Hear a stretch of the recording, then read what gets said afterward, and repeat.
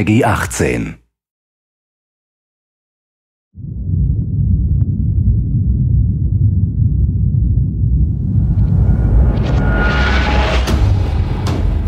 Hey everybody, Zachary Levi here. Over the last few months, we've brought you exclusive behind-the-scenes looks at the final hours of development of Tomb Raider. You've seen Camilla recording her last few lines, Rihanna musing her last few words, and Jason completing the last few notes of the score. As those key pieces lock into place, it's time to reveal one of the last portions of the game, and a team that's been shrouded in secrecy for 2 years. We're here in the beautiful and freezing Montreal, Canada, to bring you the final hours of Tomb Raider multiplayer edition. These are the final hours of Tomb Raider. Welcome to yet another world-class studio in the Square Enix portfolio, Eidos Montreal, home of the multi-award-winning game Deus Ex. Locked away in one of the far corners of this studio is a team of experienced, passionate professionals who have been specially brought together to create the first ever multiplayer component to the Tomb Raider universe. Let's meet the team behind the vision, direction, and decisions, and hopefully get a chance to play a few rounds. Here we are at Eidos Montreal. Before we get into why we're here, Carl, you now have an amazing stash, my friend. What is the impetus behind this? As a studio, we've been participating in Movember. A good friend of mine, JJ Owens, works for Movember in LA. And we set up the gaming challenge, and we brought studios from all around the world together. I think so far we've raised somewhere in the region of $140,000, $150,000. Well done. Been a big success, although my wife doesn't necessarily always approve. She hates it? Oh, my wife wakes up in the No. She morning. says that she hates it. She secretly loves it. What were some of the factors that led to a multiplayer facet to this new Tomb Raider? When we started developing sort of our vision for reimagining Tomb Raider, on paper, it was all about single player. And as we started to build that world out, we had the island, we had the Solarian, the scavengers. We started to realize that we had this canvas. Great warring factions, great landscapes. Yeah, we had all these really awesome places where it was all about traversal and single player. When we started looking at that, we thought, wow, well, what about multiplayer? Part of the genesis of that was Lara Croft and the Guardian of Light that kind of cracked open a door to lead you guys into the multiplayer into here at Eidos Montreal. Guardian of Light was a downloadable, a smaller scale project, and that allowed us to sort of take the risks that we wouldn't necessarily take on a full-blown project. Guardian of Light was our Pixar short. It's the idea that whilst you're building your big project, you're always thinking about that next thing, but also allowed us to be able to start understanding co-oping and networking. It was a game that actually brought Tomb Raider fans together for one of the very first times. You hear them in their ear and they were having fun. And as a result of that, that led to us thinking about multiplayer.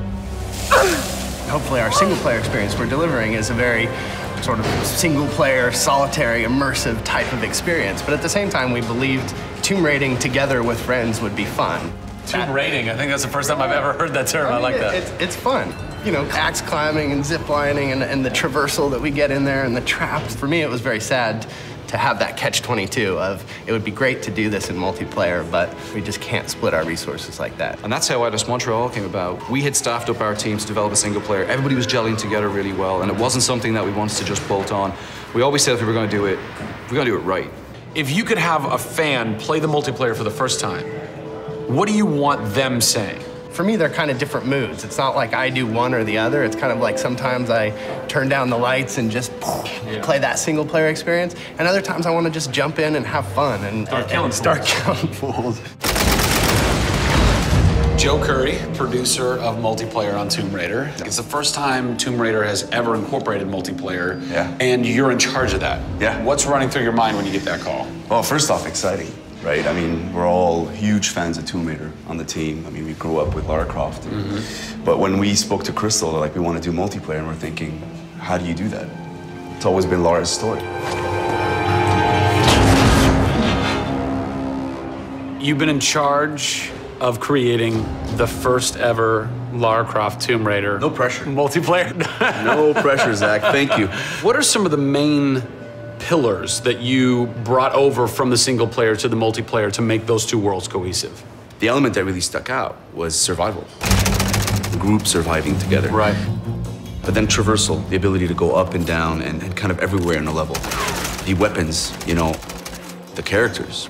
What did you guys have to tweak in order to create an engaging multiplayer experience that wouldn't necessarily work with the pieces that were in play with the single player experience? One example is the bow. Especially in the reboot, it's so iconic that we had to make it work for multiplayer. You have a certain forgiveness when you play single player. Multiplayer, players expect snappiness. I shoot you, I expect you to go down, or you can just do what I do, which is take out the biggest gun and just run for them and shoot them out. The environment itself can be a threat. The Solari, you know, the guys that are on the island have had a chance to prepare traps. We've got things like an ammo box that looks like an ammo box, but it's really an explosive device. I need ammo, and it looks just like the regular ammo box, and then you're gonzo. We have a lightning rod. You'll get a lightning strike on the rod, and then you'll eliminate your enemy.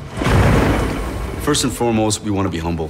We want players to just have a really memorable experience. I had fun doing this. Do you remember when we set that trap? Moments that the players will come back to and talk about experiences that they've had for themselves, not necessarily the game offering them experiences. Absolutely.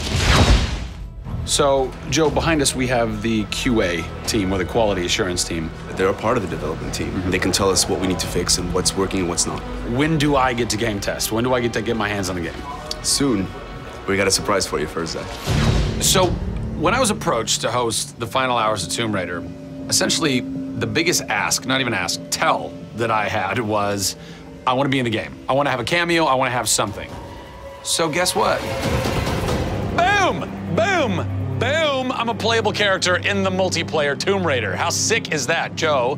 You and your team are awesome. I can play with myself, virtually. Are we ready? Oh, that burns! You suck! Get those transmitters running. Radio transmitter activated! We're getting off this damn island? We send this in. Beautiful. I would like to try and kick your butt as me in this map right now. Should we try it? All right. Bring it. Let's do it. It's happening right now. Oh, nice! Was that one of my traps? That was one of your traps. Yeah! These movie traps are really fun. I mean, they're really, really fun. Yeah! Don't worry about it. Just because you made the game and I beat it. As you can see from the people and passion here at Eidos Montreal, this isn't just some add-on. They're devoting themselves to making this an experience in keeping with the feeling of single player. Familiar, yet different.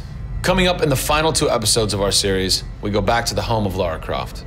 They're taking Tomb Raider to the finish line, and we'll be there for it.